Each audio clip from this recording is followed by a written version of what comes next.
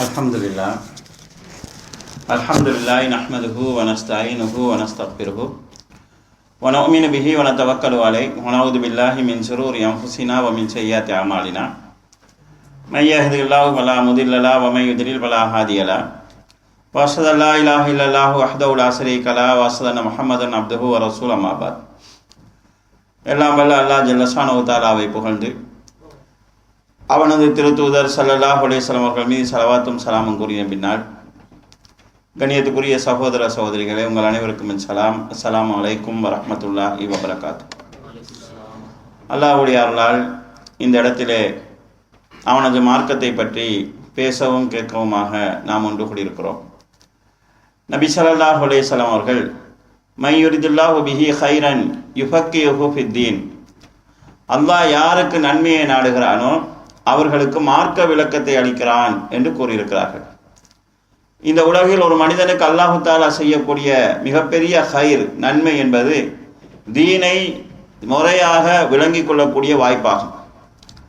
தீனை விளங்காமல் மற்ற எல்லாவற்றையும் விளங்கியிருந்தாலும் கூட இந்த உலக வாழ்விலும் சில நேரங்களில் நாம் நஷ்டத்தை அடைவோம், மறுமையிலும் நஷ்டத்தை அடையக்கூடிய சூழல் இருக்கிறது. ஆக தீனை விளங்கிக் கொள்ளக்கூடிய ஒரு வாய்ப்பை அல்லாஹு தஆலா நமக்கு தந்திருக்கிறான். அல்ஹம்துலில்லாஹ். இந்த சந்தர்ப்பத்தில் அல் குர்ஆன் உருவாக்கிய சமுதாயம் என்கிற தலைப்பில் குர்ஆனினால் உருவாக்கப்பட்ட சஹாபாக்கள் சம்பந்தமான சில செய்திகளை உங்களோடு பகிர்ந்து கொள்ளுமாறு நான் பணிக்கப்பட்டிருக்கிறேன். அன்பின் சகோதரர்களே, அல்லாஹு தஆலா எமக்கு தந்திருக்கக்கூடிய, உலகில் தந்திருக்கக்கூடிய மிகப்பெரிய ஒரு அருள்தான் அல் குர்ஆன் என்கிற இந்த இறைவேதம். அல் குர்ஆனிலே அல்லாஹு தஆலா அவனது அருள்கொடைகள் பற்றி சொல்கிறார். அர் ரஹ்மான், அல்லாஹு தஆலா அளவற்ற அருளாளன். ஏன் அவன் அளவற்ற அருளாளன் தெரியுமா?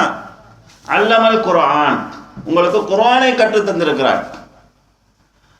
இந்த சூறாவை நீங்கள் எடுத்து பார்த்தீர்கள் என்றால் சூரியனை பற்றி, சந்திரனை பற்றி, இந்த அல்லாஹு தஆலா செய்திருக்கக்கூடிய அருள்கொடைகள் பற்றி எல்லாம் சொல்லப்படுகிறது.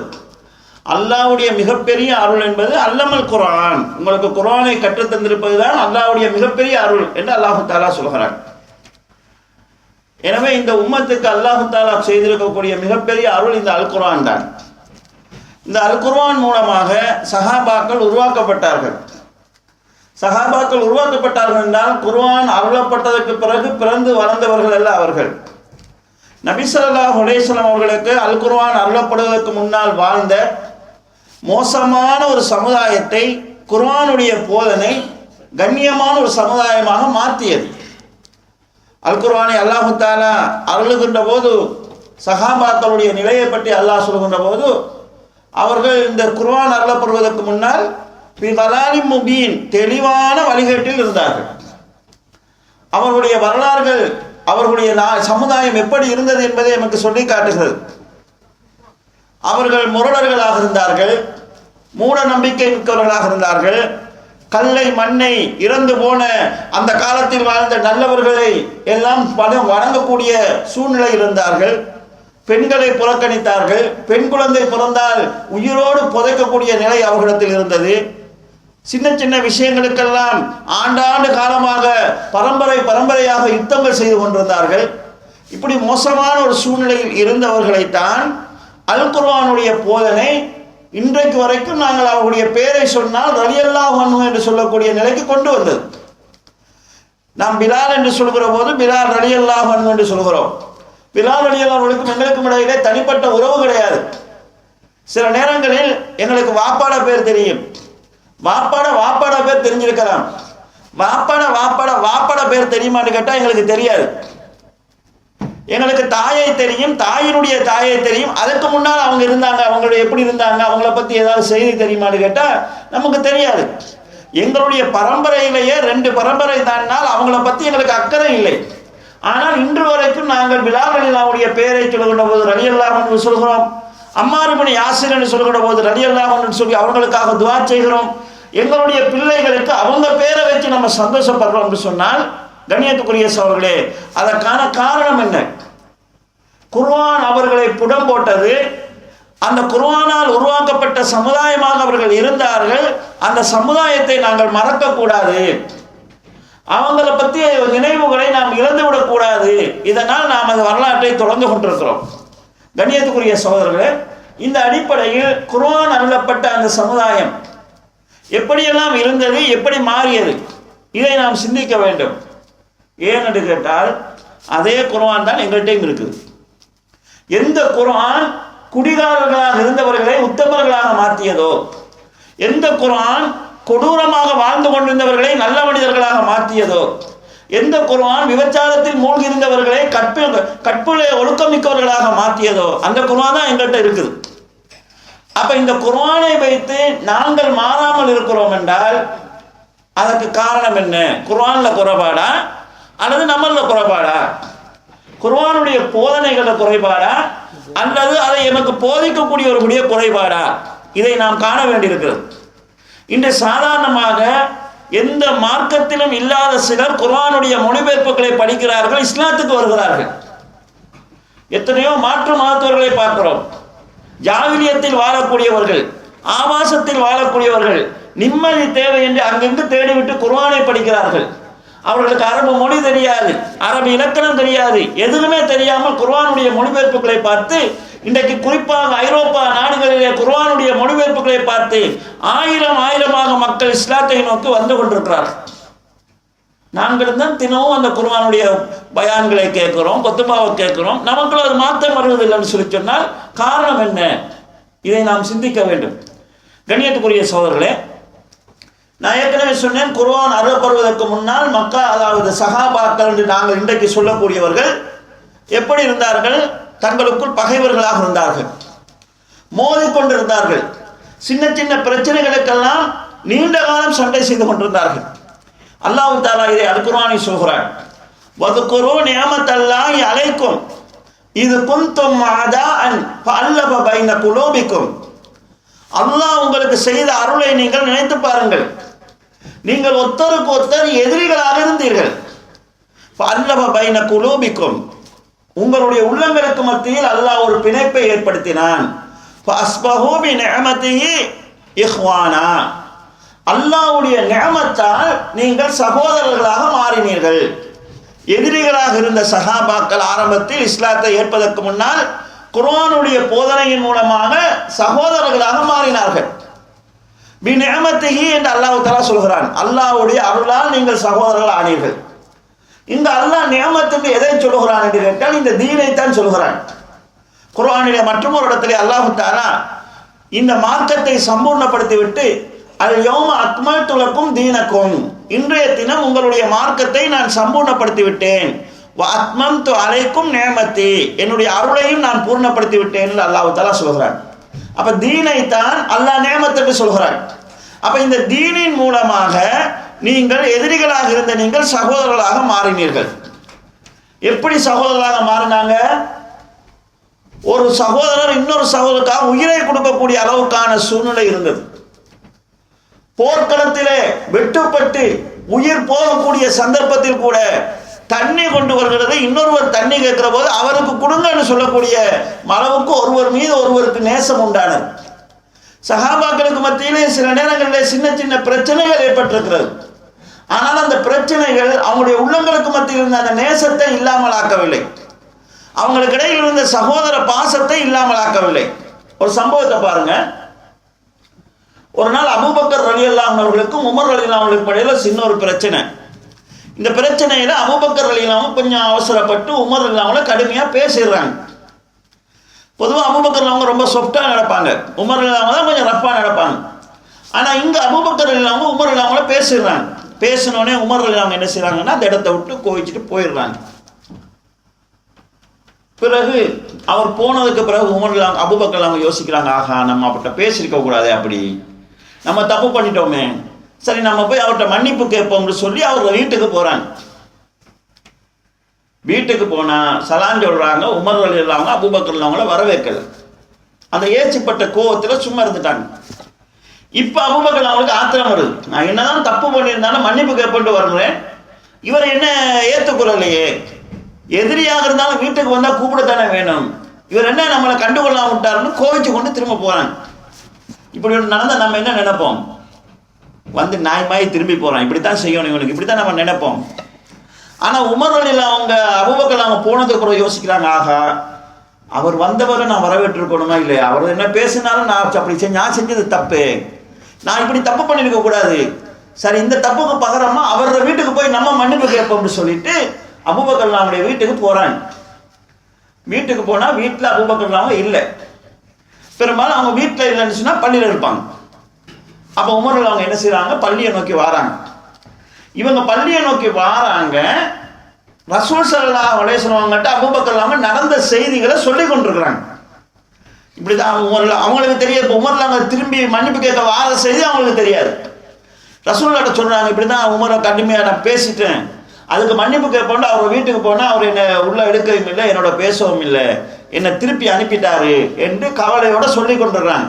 இப்படி சொல்லி கொண்டிருக்கும் போதே அபூபக்கர் ரசூலுல்லாஹி ஸல்லல்லாஹு முகத்தை பார்க்குறாங்க. ரசூலுல்லாஹி ஸல்லல்லாஹு முகம் சிவக்க ஆரம்பிக்குது. அவங்களுடைய முகத்தில் கோபம் தெரியுது. அவங்க எங்கேயோ பார்க்குறாங்க. சொல்லி கொண்டிருந்த அபூபக்கர் திரும்பி பார்க்குறாங்க. அந்த வழியாக உமர் ரலியல்லாஹு வாராங்க. உமர் ரலியல்லாஹு தான் ரசூலுல்லாஹி ஸல்லல்லாஹு கோபமாக பார்க்குறாங்க. இந்த மாதிரி ஒரு சந்தர்ப்பம் நமக்கு வச்சா நம்ம என்ன நினைப்போம், மாட்டினான் சரியா, இப்படித்தான் நம்ம நினைப்போம். ஆனால் உடனே அபூபக்கர் அவங்களோட முழங்கால் நிலத்தில் அடிபட கீழே விழுகிறாங்க. விழுந்து சொன்னாங்க, யார் ரசூலல்லாஹ், தப்பு என் பக்கம்தான், முதல் தவறை நான் தான் செய்தேன், உமர் மீது எந்த குற்றமும் கிடையாது என்று சொல்லி உடனே சொல்ல ஆரம்பிக்கிறாங்க. ஏன்னு சொன்னால் நபி ஸல்லல்லாஹு அலைஹி வஸல்லம் அவங்க கோபத்தில் உமர் அவங்களுக்கு கடுமையாக ஏதாவது சொல்லிடுவாங்களோ, அதனால் அவருக்கு பாதிப்பு ஏற்பட்டு விடுமோ என்கிற பயத்தில் அவங்க ஹதீஸ்ல அப்படித்தான் அவங்க முழங்கால் நிலத்தில் அடிபட கீழே விழுகிறாங்க. விழுந்து சொல்றாங்க, யாரும் சொல்லலாம், தப்பு என் பக்கம் தான் இருக்குது, தவறு என் பக்கம் தான் இருக்குது, நான் தான் அவர் விஷயத்தில் வரம்பு மீறி விட்டேன் என்று சொல்றாங்க. அப்போ அபூபக்கர் அவங்க சொல்லி கொண்டிருக்கிற போது உமர் அவங்களை பார்த்து ரசூலுல்லாஹ் கேட்கிறாங்க, நீங்கள்லாம் யாரு, நீங்கள்லாம் என்ன பொய்யன் என்று சொல்கிற போது என்னை உண்மைப்படுத்தியவர் இவர், நீங்கள்லாம் என்னை கொல்வதற்கு தேடிக்கொண்டிருந்த போது என்னை பாதுகாத்தவர் இவர், நீங்கள்லாம் எதையுமே எனக்கு தரமாட்டேன் என்று தடுத்து கொண்டிருந்த போது தன் சொத்தை எல்லாம் இந்த மார்க்கத்துக்காக அர்ப்பணித்தவர் இவர், நான் உயிரோடு இருக்கும் போதே இவரை நீங்க பகைச்சிக்கிறீங்களா, அவரை நீங்க கோயிச்சுக்குவீங்களா என்று ரசூல் ஸல்லல்லாஹு அலைஹி வஸல்லம் அவர்கள் உமர் அவங்களை கண்டிக்கிறாங்க. உமர் அவங்க சொல்றாங்க, இதுக்கு பிறகு அபூபக்கர் அவங்களோட முரண்படக்கூடாது என்று நான் முடிவு செஞ்சு கொண்டேன் என்று சொல்றாங்க. கண்ணியத்துக்குரிய சகோதரர்களே, இந்த அபூபக்கர் உமர் ரலியல்லாஹு அன்ஹுமா ரெண்டு பேருக்கும் இடையிலே சின்ன பிரச்சனை ஏற்பட்டாலும் அந்த இஸ்லாமிய சகோதரத்துவம் என்கிற அந்த பாசம் சிதையவில்லை, அந்த நேசம் சிதையவில்லை. ஒருவர் மீது உள்ள ஒரு பாசம் அப்படி இருந்து கொண்டிருந்தது. ஆனால் இன்றைக்கு உள்ள நிலைமை என்ன, இன்றைக்கு மார்க்கத்தின் பெயராலேயே கோபம் வளர்க்கப்படுகிறது, குரோதம் வளர்க்கப்படுகிறது, பிரிவினை வளர்க்கப்படுகிறது. யார் எவருக்கு தெரியாமலே ஒருவர் மற்றவர் மீது கோபப்படுகிறோம், என்ன காரணம் தெரியாமலே ஒருவர் மற்றவரை வெறுக்கக்கூடிய சூழ்நிலை உருவாகி இருக்குது. எதை வச்சுன்னு சொன்னா தீனை வச்சு. அப்ப நாங்க சரியாக தீனோடு தொடர்பு கொண்டிருந்தால் இந்த நிலை இருக்காது. நாங்கன்னு சொல்றது எல்லாரையும் சேர்த்து சொல்கிறேன், அதுல நானும் அடக்கம் நீங்களும் அடக்கம். மார்க்கத்தை நம்ம சரியாக பலவு பண்றதாக இருந்தால் இந்த வெறுப்புணர்வு வராது, கோபதாபம் வராது, கொள்கைக்கு அதாவது மாற்றமான தவறான கொள்கைக்கு எதிரான கோபம் வரலாம். மார்க்கத்தின் பெயரால் வெறுப்புணர்வுகள் வளர்க்க முடியாது. மார்க்கம் என்றது நேசத்தை உருவாக்க வந்தது, நெருக்கத்தை உருவாக்க வந்தது, பாசத்தை உருவாக்க வந்தது. அல்லாஹ் தஆலா குர்ஆன்ல வேற வேற விஷயங்களை சொல்கிறார். நீங்கள் சாராயத்தையும் சூதையும் தவிர்த்து கொள்ளுங்கள். ஷைத்தான் சாராயத்தின் மூலமாகவும் சூதின் மூலமாகவும் ஐயூக்கிய பைனக்குமுல் அதாவத வல் பகலா, உங்களுக்கு மத்தியில் கோபத்தையும் குரோதத்தையும் விரோதித்தன்மையும் ஏற்படுத்த விரும்புகிறான். மதுபானத்தின் மூலமாக கோபம் வரலாம், மதுபானத்தின் மூலமாக விரோத உணர்வுகள் வரலாம். ஆனா இன்றைக்கு மார்க்கத்தின் மூலமாக அது வந்து கொண்டிருக்குதுன்னு சொன்னா நாங்க சரியாக மார்க்கத்தை அணுகல, முறையாக நாங்க மார்க்கத்தை நெருங்கல. அதனாலதான் இந்த விபரீதம் வருது. மார்க்கத்தில் இந்த குறையும் கிடையாது. சஹாபாக்களை உருவாக்கி அதே தீன் தான் நம்மளோட கையில இருக்குது. அதை அணுகிறதுல நாங்க தவறு விடுவதனால்தான் இது போன்ற தவறுகள் ஏற்படுகிறது. இதை நாம் புரிந்து கொள்ள வேண்டும். அடுத்ததாக கண்ணியத்துக்குரிய சகோதரர்களே, நான் ஏற்கனவே சொன்னேன், சஹாபாக்களுக்கு மத்தியில சின்ன சின்ன பிரச்சனைகள் வந்திருக்குது. அவங்களுக்கு மத்தியில பிரச்சனை வந்தாலும் அவங்களோட மனநிலை எப்படி இருந்துச்சுன்னு சொன்னா, பிரச்சனையில தீர்வு எனக்கு சாதகமாக இருக்க வேண்டும் என்பது அவங்களோட மனநிலையா இருக்கல. நியாயம் கிடைக்கணும், நீதி இருக்கணும், அது எந்த பக்கம் இருந்தாலும் பரவாயில்லை என்கிற ஒரு நிலை தான் அவங்களுக்கு இருந்தது. உமர் ரலியல்லாஹு அன்ஹு அவர்கள் ஆட்சியாளராக இருக்கிறாங்க. அவருக்கும் இன்னொரு சஹாபிக்கும் இடையில ஒரு முரண்பாடு வருது. ஒரு கொடுக்கல் வாங்கல் ஒரு பிரச்சனை. ஒரு ஜனாதிபதிக்கு சாதாரண பொதுமக்களுக்கும் கொடுக்கல் வாங்கல் பிரச்சனை வராது. ஏன் வராதுன்னு சொன்னா, கீழே விடுவோம், அது பிரச்சனையே ஆக மாட்டான், கேட்டா கொடுத்துட்டு போயிடுவான். ஆனால் அது ரசூல் ஸல்லல்லாஹு உருவாக்கிய அந்த சமுதாயத்தில் ஒரு ஜனாதிபதின்னு சொன்னா ஸ்ரீலங்கா மாதிரி சின்ன நாட்டுக்கு ஜனாதிபதி கிடையாது.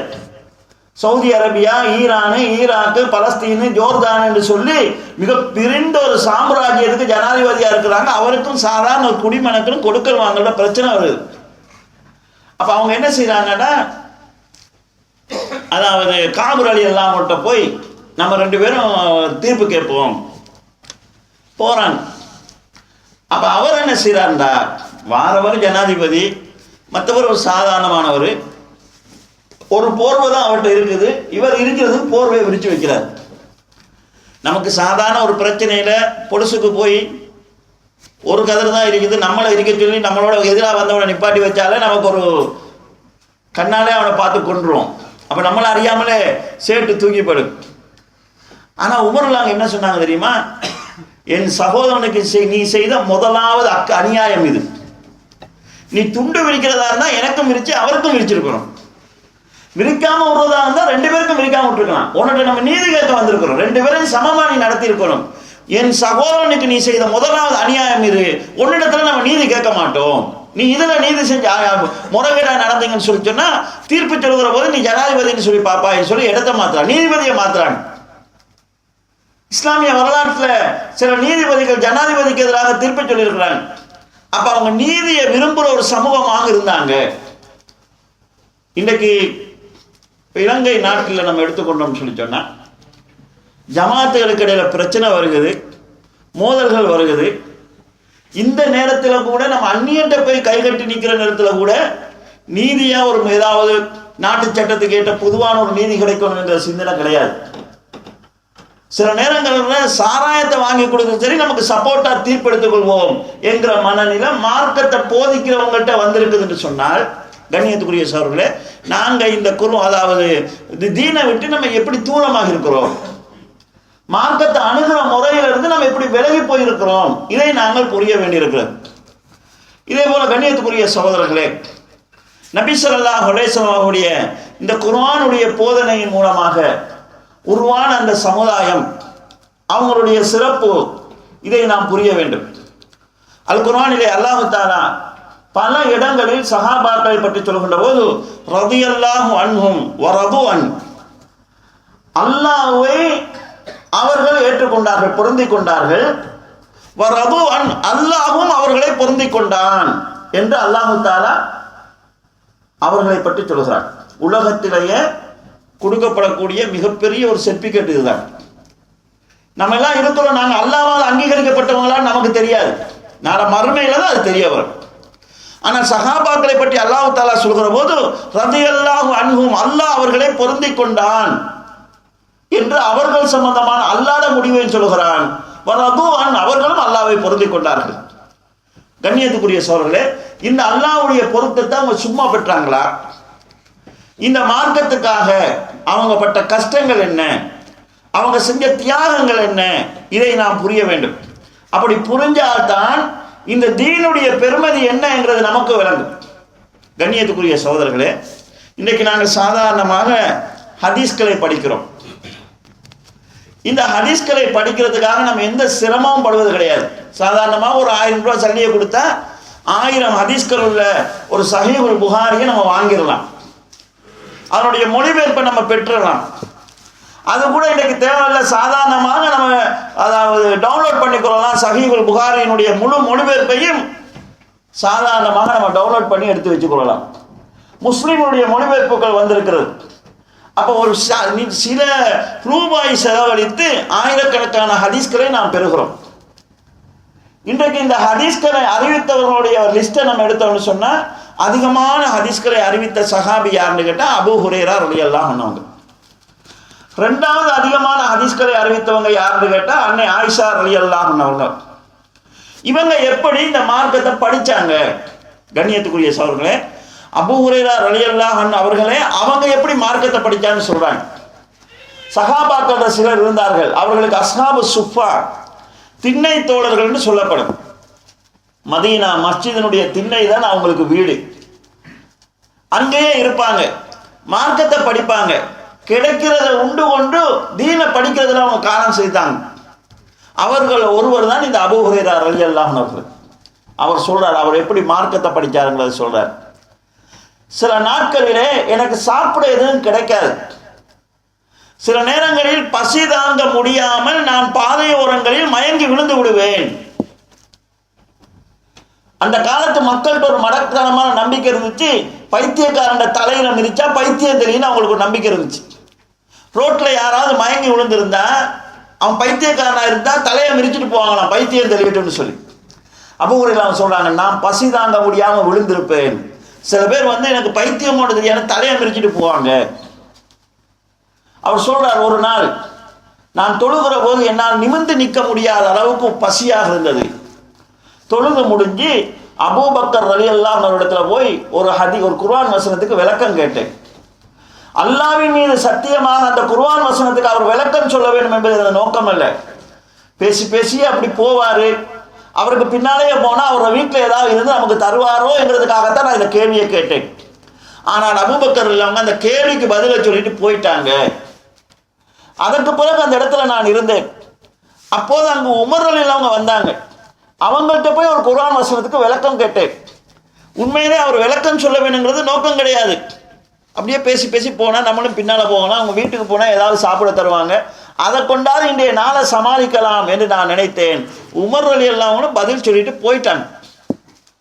அப்போ இன்றைக்கு நாளை சமாளிக்க முடியாதுன்னு சொல்லி ஒரு ஓரமாக நான் அமர்ந்திருந்தேன். ரசூல் ஸல்லல்லாஹு அலைஹி வஸல்லம் வந்தாங்க.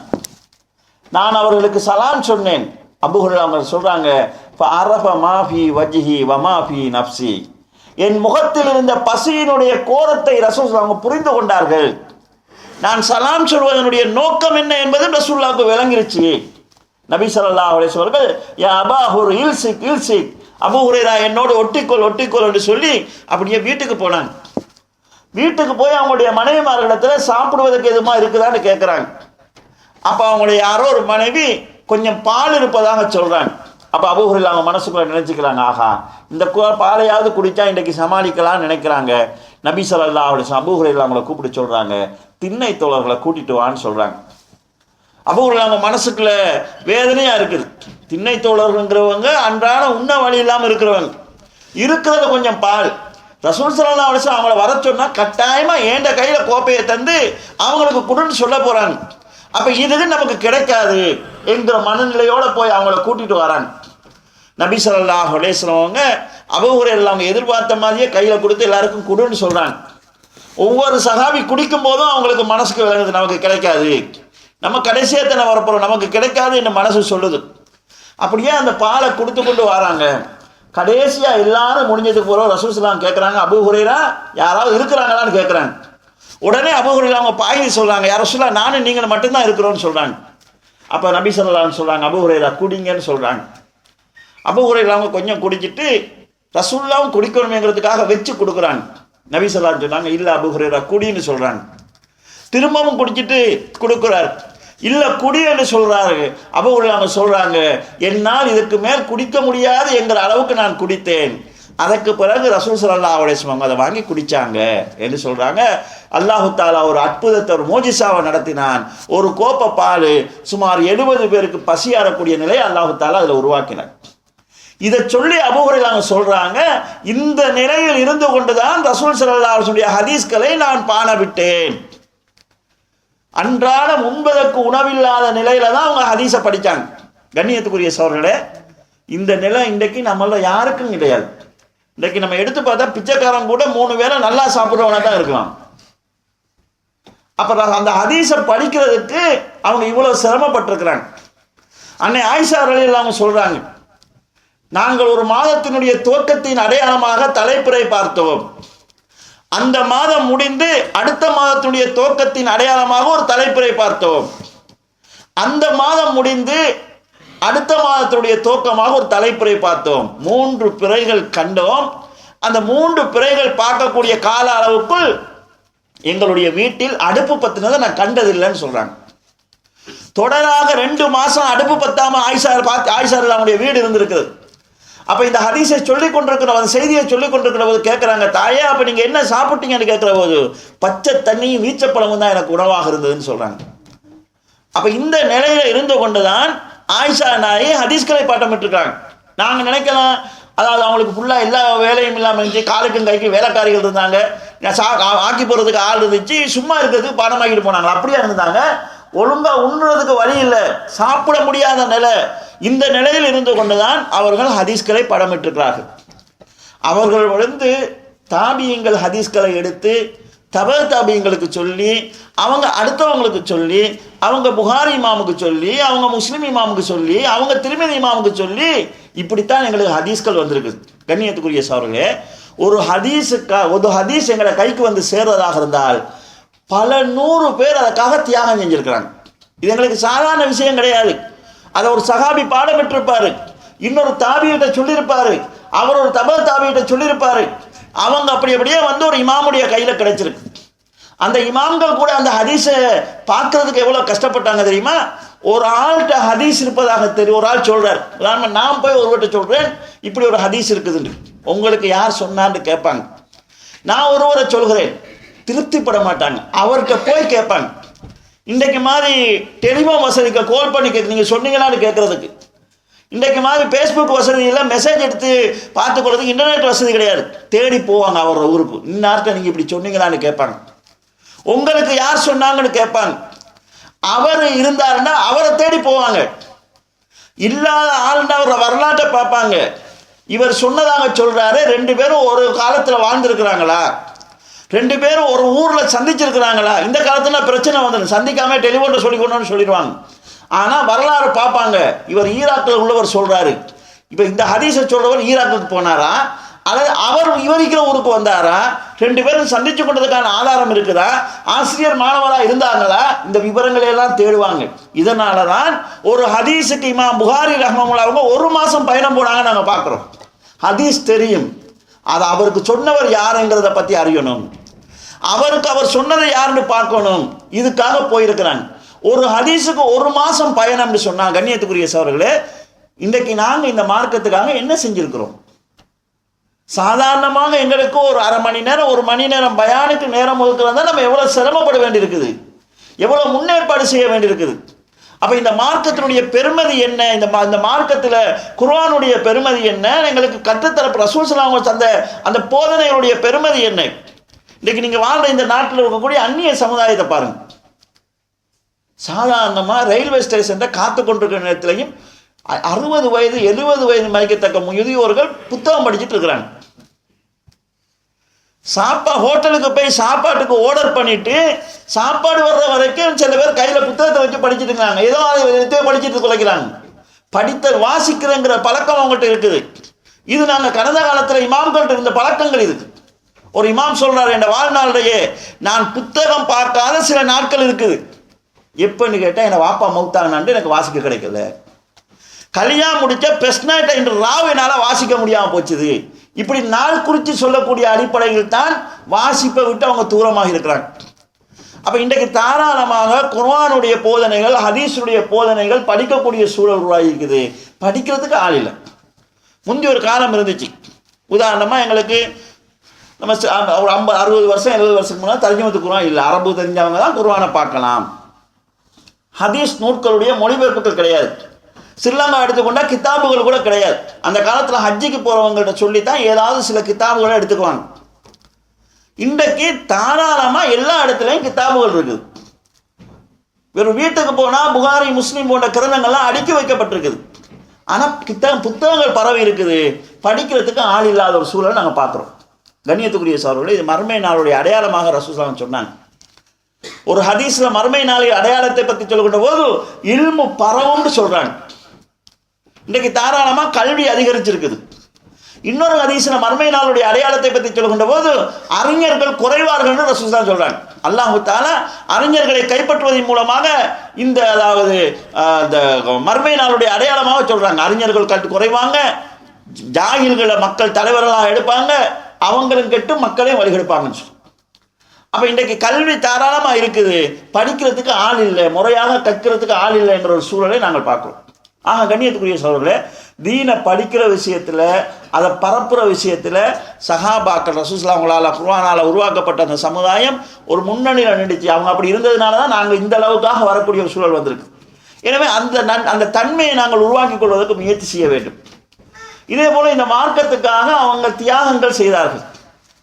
சஹாபாக்களுடைய தியாகங்கள் எடுக்கின்ற போது அதில் ஆண்களும் பங்கெடுத்தாங்க, பெண்களும் பங்கெடுத்தாங்க, சிறுவர்களும் பங்கெடுத்தாங்க, முதியவர்களும் பங்கெடுத்தாங்க. அதாவது நாங்கள் உடல் ஊனமுற்றவங்கன்னு சொல்கிறோமே, அவங்களும் பங்கெடுத்தாங்க.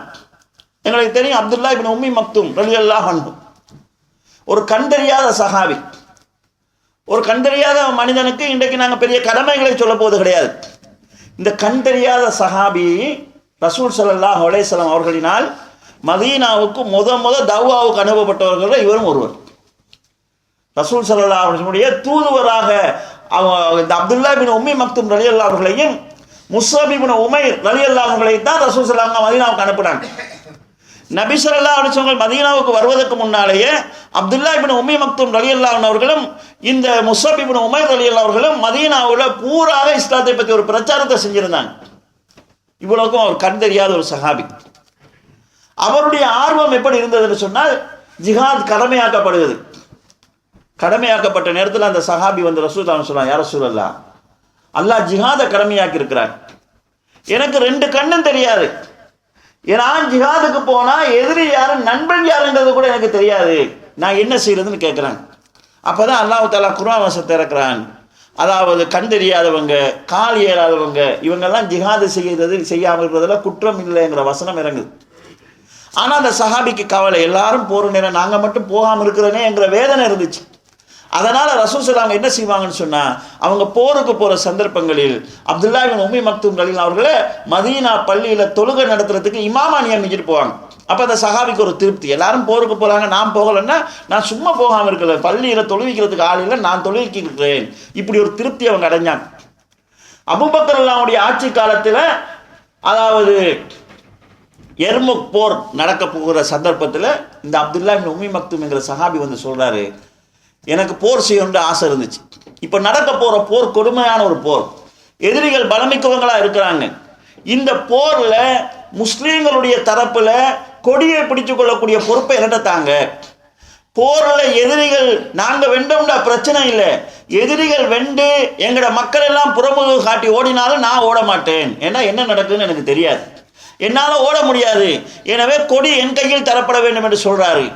எர்முக் போரில் அப்துல்லா இப்னு உம்மி மக்தூம் அவங்க கொல்லப்படுறாங்க. எப்படின்னு சொல்லி சொன்னால், கையில் இந்த 2 பகுதியும் இல்லை, மீதி கையால் கொடி அரவணைச்ச நிலையில் 80க்கும் மேற்பட்ட வாள் வெட்டுக்கள் அவருடைய உடம்புல இருக்கிற நிலையில் ஷஹீதாகிறார். கண்ணியத்துக்குரிய சகோதரர்களே, கண் தெரியாத சஹாபி. அப்போ அவர் நினைக்கல எனக்கு தான் கண் தெரியாத, எனக்கு என்ன கடமை இருக்குது, ஒதுங்கிக் கொள்வோம்னு அவர் நினைக்கல. அப்படி அவங்க சிரமப்பட்டதினால்தான் இந்த தீன் பரவிச்சு. நபி ஸல்லல்லாஹு அலைஹி வஸல்லம் சொன்னது போல இந்த கிழக்கு மேற்கெல்லாம் இந்த தீன் பரவி மார்க்கம் மிகைத்து நிற்கக்கூடிய ஒரு சூழ்நிலையை அல்லாஹு தஆலா உருவாக்கினார். இதே போல பெண்களை நாம் எடுத்துக்கொண்டோம் சொல்லி சொன்னால், ரசூல் ஸல்லல்லாஹு அலைஹி வஸல்லம் போர்க்களங்கள் வரைக்கும் அவங்க வந்தாங்க. உஹது போருக்கான ஆலோசனை நடக்குது. எதிரிகள் 3000 பேர் வராங்க. தகவல் நபி ஸல்லல்லாஹு அலைஹி வஸல்லம் கிடைச்ச உடனே சஹாபாக்களை எல்லாம் கூப்பிட்டு நபி ஸல்லல்லாஹு அலைஹி வஸல்லம் ஆலோசனை செய்கிறாங்க. அப்போ மூத்த சஹாபாக்கள் சொல்கிறாங்க, எதிரிகள் நிறைய பேர் வராங்க, அவங்கள எதிர்த்து நம்ம நேராக போனோம்னு சொன்னால் நிறைய உயிரிழப்புகளை நம்ம சந்திக்க வேண்டி வரும், எனவே அவங்கள மதீனாவுக்குள்ளே வர விடுவோம், மதீனா உள்ளே வந்துட்டாங்கன்னா உள்ள சூழ்நிலை என்னங்கிறது எங்களுக்கு தான் தெரியும், உள்ளே வந்ததுக்கு பிறகு நாங்கள் அவங்களுக்கு எதிராக அட்டாக் பண்ணுவோம் என்று சொல்கிறாங்க. இது போரில் கடைபிடிக்கப்படக்கூடிய தந்திரங்கள் அது உண்டு. எதிரிகளை நம்ம எல்லைக்கு வர வச்சு தாக்குறது. அப்படி தாக்குகின்ற போது எதிரிக்கு அந்த சிச்சுவேஷன் என்னங்கிறது தெரியாது, சூழல் சரியாக அவனுக்கு புரியாது, அதை சாதகமாக பயன்படுத்திக் கொள்ளுது. உதாரணமாக இந்திய இராணுவம் இலங்கைக்கு போச்சுது, புலிகள் அப்போ ரொம்ப கொஞ்சமாக தான் இருந்தாங்க, ஆனால் யாழ்ப்பாண காடு வன்னி காடு அவங்களுக்கு தெரியாது, புலிகளுக்கு காடு பழக்கம், அது அவங்களுக்கு சாதகமாக இருந்துச்சு. இப்படி ஒரு முடிவு எடுக்கிறாங்க. ஆனால் இளம் சகாபாக்களுக்கு இது பிடிக்கலை. இளம் சகாபாக்கள் சொன்னாங்க, யாரோ சொல்லலாம், நாங்கள் எதிரியை உள்ளே வர விட்டுட்டோம்னு சொன்னால் இதில் கொஞ்சமாவது எங்களோட கை பலவீனப்பட்டுச்சுன்னு சொன்னால் அடுத்த கட்டமாக அவங்க எங்களோட பெண்களை பிடிச்சிக்குவாங்க, அடிமைகளாக கொண்டு போவாங்க, எங்களோட பிள்ளைகளை தூக்கிட்டு போயிடுவாங்க. நாங்கள் உசுரோடு இருந்து எங்களோட மனைவி மக்கள் எல்லாம் அவங்க கைக்கு போகிறத விட அதை விட கேவலம் ஏதாவது இருக்குதா? அதை விட நாங்கள் மௌத்தா போயிடலாம். எனவே நாங்கள் உள்ளே வரவிடக்கூடாது, மதீனா எல்லைக்கு வெளியிலே வச்சு அவங்கள நம்ம சந்திக்கணும் என்று இளம் சஹாபாக்கள் சொல்கிறாங்க. அப்போ நபி ஸல்லல்லாஹு அலைஹி வஸல்லம் அவங்களுக்கு அது நல்லதாக பட்டுச்சு. பெண்களுடைய பாதுகாப்பை கருத்தில் கொண்டு அது நல்லதுன்னு நினைச்சாங்க. நினைச்சு போருக்காக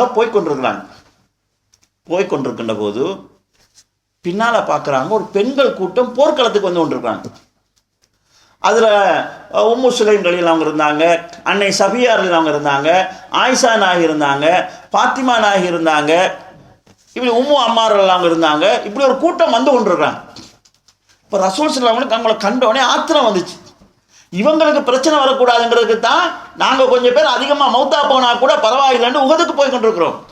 இவங்க அங்கே வந்துட்டு இருக்கிறாங்களே, பிறகு இவங்களை வச்சு பாதுகாக்கிறதுக்கு நாங்கள் அதுக்கு வேற கஷ்டப்பட்டு கொண்டிருக்கிறோமே ஆத்திரப்பட்டு கேட்குறாங்க, உங்களை எல்லாம் யார் வர சொன்னாங்கன்னு சொல்லி. அப்போ உம்மு சுலைம் ரலியல்லாஹு அன்ஹா அவர்கள் ரசூல் ஸல்லல்லாஹு அலைஹி வஸல்லம் தாயினுடைய ஸ்தானத்தில் இருந்தவங்க. அவங்க சொன்னாங்க, யார் ரசூலல்லாஹ், எங்களால் வாள் எடுத்து போராட முடியாவிட்டாலும் காயப்பட்ட சஹாபாக்களுக்கு மருந்து போட முடியும், தாகத்தோடு இருக்கக்கூடிய சஹாபாக்களுக்கு தண்ணி கொடுக்க முடியும், கீழே விழக்கூடிய அம்புகள் வில்லுகளை புறக்கி தர முடியும், அந்த இடத்துல சாப்பாட்டுக்கான ஏற்பாடுகளை செய்ய முடியும். நீங்கள் கொஞ்சம் பேர் இருக்கிறீங்க, எதிரிகள் அதிகமாக இருக்கிறாங்க. இந்த வேலைகளை செய்வதற்கும் போர் வீரர்களை நீங்கள் பயன்படுத்தினீங்கன்னா சண்டை செய்வதற்கு ஆள் குறையும். இந்த வேலையை நாங்கள் செய்கிறோம், அப்போ நீங்கள் போராடலாம் என்று சொல்கிறாங்க. அப்போ நபி ஸல்லல்லாஹு அலைஹி வஸல்லம் அதுக்கும் சரியாப்படுது. ஏன்னா போர்க்களத்தில் போர் வீரர்கள் அதுக்கு அனுப்பினா சண்டை பிடிக்கிறதுக்கு ஆள் குறைவாக இருக்கு. சரின்னு சொல்லி கூட்டிகிட்டு போகிறாங்க. கண்ணியத்துக்குரிய சகோதரர்களே, அந்த போர்க்களத்தில் இந்த சஹாபி பெண்மணிகள் சொன்னதையும் செய்தாங்க, அதை விட அதிகமாகவும் செய்தார்கள். நாங்கள் ஹதீஸ்களை பார்க்குறோம்.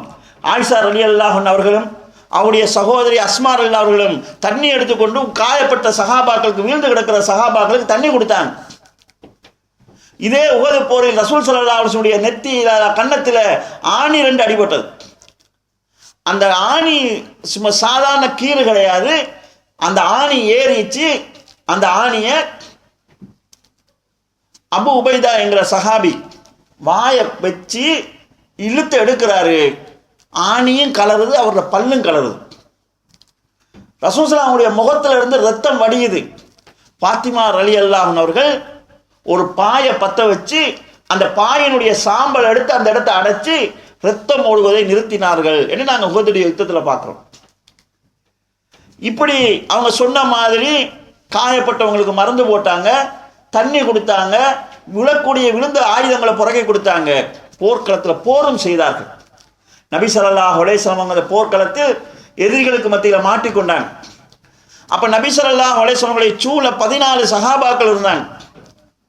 அவங்க தான் ரசூலுல்லாஹ் அவங்கள பாதுகாத்து கொண்டு வந்தாங்க. அந்த 14 பேரில் உம்மு அம்மாரா என்ற ஒரு பெண் சஹாபியும் இருந்தார்.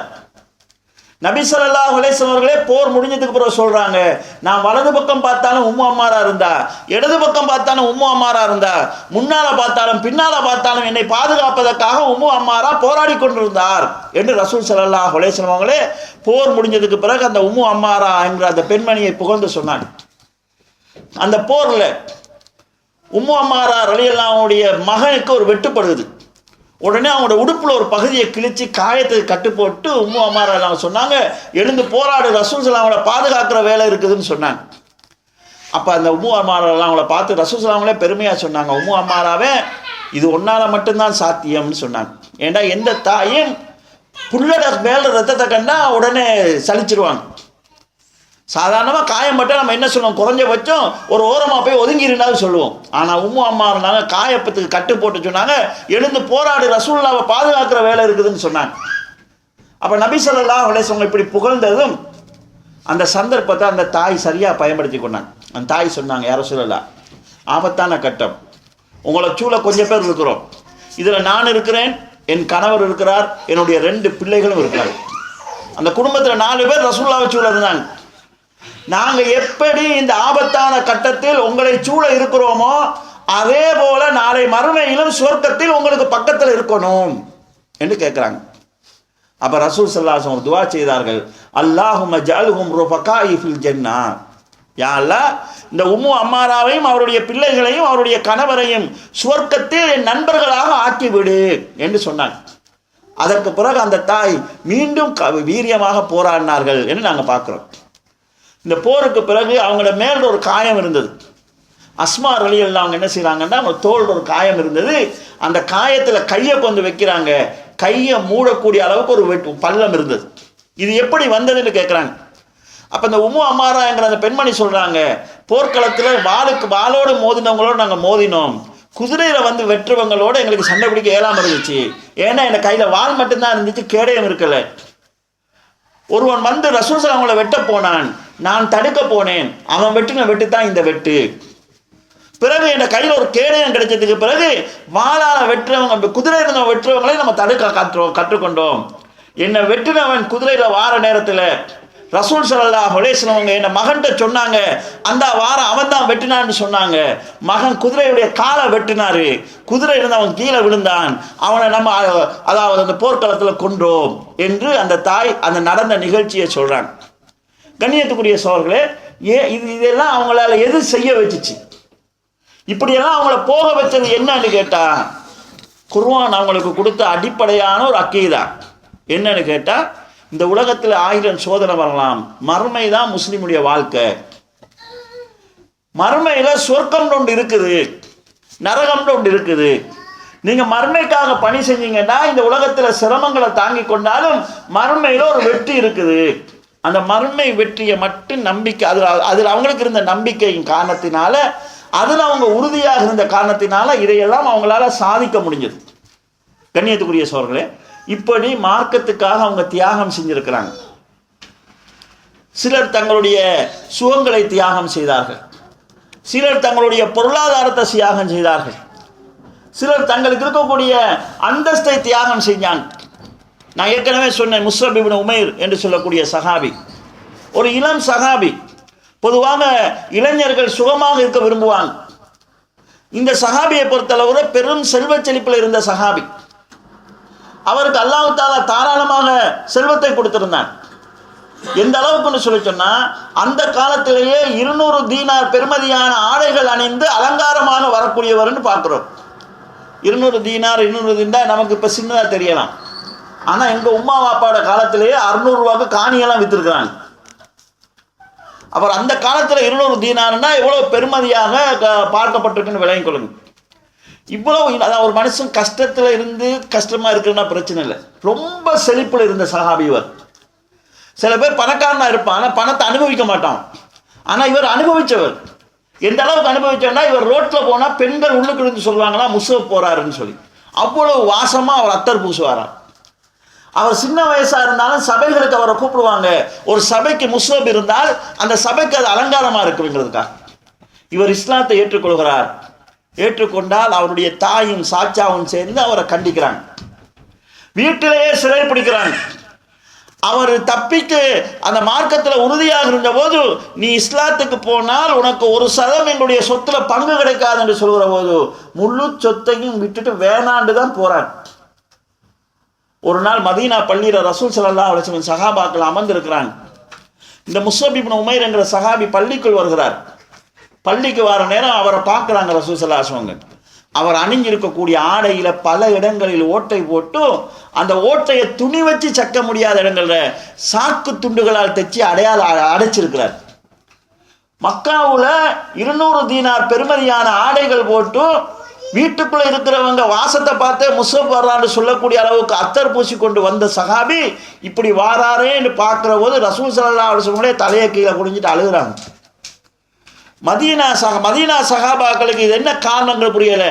மக்கா சஹாபிக்கெல்லாம் இவரை கண்டோடனே மக்காவில் இவர் எப்படி வருவாருங்கிற அந்த காட்சி நினைவு வந்து அழுகுறாங்க. கடைசியில் இந்த முஸ்அப் இப்னு உமைர்ங்கிற சஹாபி மௌத்தாகிற நேரத்தில் முழுசாக கபனிடுறதுக்கு வழி இல்லாத நிலையில் மௌத்தாகிறாங்க. ஒரு நாள் அப்துல் ரஹ்மான் பின் அவுஃப் அவங்களுடைய வீட்டில் இஃப்தார் விருந்து வைக்கிறார். நோன்பு திறக்கிறதுக்காக சில சஹாபாக்களை கூப்பிட்டு சாப்பாடு வைக்கிறார். அப்துல் ரஹ்மான் பின் அவுஃப்ங்கிற சஹாபி ரொம்ப பணக்காரர், சஹாபாக்களே ரொம்ப வசதியானவர். சாப்பாட்டை வச்ச உடனே அழ ஆரம்பிச்சிட்டார். அப்போ வந்தவங்க கேட்குறாங்க, ஏன் அழுகுறீங்கன்னு சொல்லி. அப்போ இந்த அது அப்துல் ரஹ்மான் பின் அவுஃப் அவங்க சொல்கிறாங்க, முஸ்அப் இப்னு உமைர் என்கிற சஹாபி இருக்கிறாரு, அவர் என்னை விட நல்லவர். ஆனால் அவர் மௌத்தாகிற நேரம் எப்படி மௌத்தாகினார்னு சொன்னால், அவர் அடக்கம் செய்கிற போது அவர்கிட்ட இருந்த துணியால் அவரை முழுசாக அடக்க முடியலை, கபன் செய்ய முடியலை. தலையை மூணா கால் தெரியுது, காலை மூணா தலை தெரியுது. என்ன செய்வது என்று கேட்டபோது நபி ஸல்லல்லாஹு அலைஹி வஸல்லம் தலையை துணியால் மூடிட்டு காலை புல்ல போட்டு மூடி ஜனாசாவை அடக்குங்கன்னு சொன்னாங்க. உஹது களத்தில் அவங்களோட கபர் அடக்கப்பட்ட இடம் இருக்குது. உஹதில் தான் அடக்கப்பட்டாங்க. இன்றைக்கி அங்கே இருக்கக்கூடிய ஜனாசா கபறுகளில் விளங்குறதுக்கு இருக்கக்கூடிய கபறுகளில் இதுவும் உண்டு. முஸ்அப் இப்னு உமைர் அவங்களுடைய கபரும் உண்டு. தொடர்ந்து சொல்கிறாங்க, ஹம்ஸா ரலியல்லாஹு அவங்க என்னை விட சிறந்தவர்.